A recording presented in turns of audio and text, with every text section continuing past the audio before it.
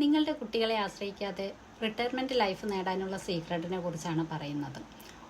ഒന്ന് ആലോചിച്ച് നോക്കൂ. ഒരു 60 വയസ്സ് കഴിഞ്ഞാൽ നമ്മളുടെ ആവശ്യങ്ങൾ നിറവേറ്റാൻ വേണ്ടി നമ്മൾ കുട്ടികളുടെ മുന്നിൽ കൈനീട്ടി നിൽക്കേണ്ട ഒരവസ്ഥ, അവർ തരുമോ അല്ലെങ്കിൽ അവർ തരുന്നത് നോക്കിയിരിക്കേണ്ട ഒരവസ്ഥ വളരെ സഹതാപകരമായിരിക്കും അല്ലേ? നമ്മൾ ഒട്ടും ആഗ്രഹിക്കാത്തൊരു കാര്യമാണ് മറ്റുള്ളവരെ മുന്നിൽ കൈനീട്ടി, അല്ലെങ്കിൽ കുട്ടികളാണെങ്കിൽ കൂടെ അവർ തരുന്നത് നോക്കി അല്ലെങ്കിൽ അവർ തരുമോ എന്ന് ചോദിച്ചിരിക്കേണ്ട ഒരവസ്ഥ. അങ്ങനെ ആർക്കും വരാതിരിക്കട്ടെ. ഒരുപാട് പേരൻസിനെ കാണാൻ സാധിക്കും.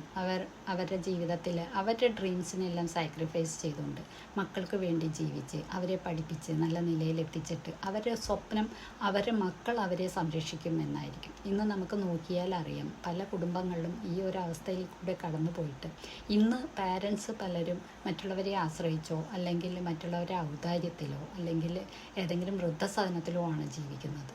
കാരണം മക്കൾക്ക് മക്കളുടെ ജീവിതവുമായി അവരുടെ എക്സ്പെൻസൊക്കെ ആയിട്ട് അവർ പുറം നാട്ടിലും മറ്റുമായിട്ട് ജീവിക്കുമ്പോൾ അവർക്ക് പാരൻസിനെ നോക്കാനോ അവർക്ക് എന്തെങ്കിലും കൊടുക്കാനോ ചിലപ്പോൾ സാധിക്കാറില്ല. അവർ വേണ്ടെന്ന് വെച്ചിട്ടായിരിക്കില്ല, അവരുടെ സാഹചര്യം കൊണ്ട് അവർക്ക് മിച്ചം വയ്ക്കാനോ പാരൻസിന് കൊടുക്കാനോ തികയാതെ വരും.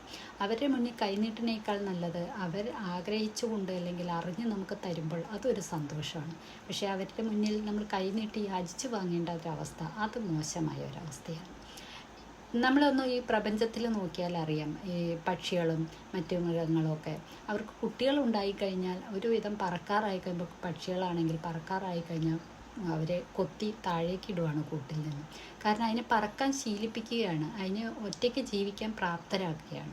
ഇപ്പോൾ നമ്മുടെ നാട്ടിൽ നോക്കിയാൽ അറിയാം, കോഴികളൊക്കെ കോഴി കുഞ്ഞുങ്ങളെയും കൊണ്ട് നടക്കുന്നത് കാണാൻ നല്ല രസമാണ് അല്ലേ? പക്ഷേ ഒരുവിധം വലുതായി കഴിഞ്ഞാൽ ആ കോഴി തന്നെ അതിനെ കൊത്തി ഓടിക്കുന്നത് കാണാം. കാരണം അതിനെ സ്വന്തമായിട്ട് ജീവിക്കാൻ പ്രാപ്തരാക്കുകയാണ്. അവരാരും നാളെ മക്കൾ നോക്കണമെന്ന് വിചാരിക്കുന്നവരല്ല. നമ്മൾ മനുഷ്യർ മാത്രമാണ് അങ്ങനെ ഒരു ചിന്തിക്കുന്നത് തന്നെ. നമ്മളും അതുപോലെ ആയിരിക്കണം, പ്രപഞ്ചത്തിലെ മറ്റ് പക്ഷിമൃഗാദികളെയൊക്കെ പോലെ തന്നെ ആയിരിക്കണം നമ്മളും ചിന്തിക്കേണ്ടത്. മക്കളെ നമ്മൾ വളർത്തുക എന്നുള്ളത് നമ്മുടെ മാത്രം ഉത്തരവാദിത്തമാണ്.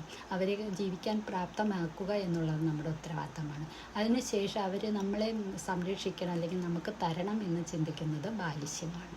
അവർക്ക് സൗകര്യമുണ്ടെങ്കിൽ അല്ലെങ്കിൽ അവരെ കൊണ്ട് കഴിയുമെങ്കിൽ, അതിനുള്ള മനസ്സുണ്ടെങ്കിൽ അവർ ചെയ്യട്ടെ. അല്ലാതെ അവരെ മാത്രം ആശ്രയിച്ച് നമുക്ക് ജീവിക്കാം എന്ന് വിചാരിക്കുന്നത് വലിയ മണ്ടത്തരമാണ്.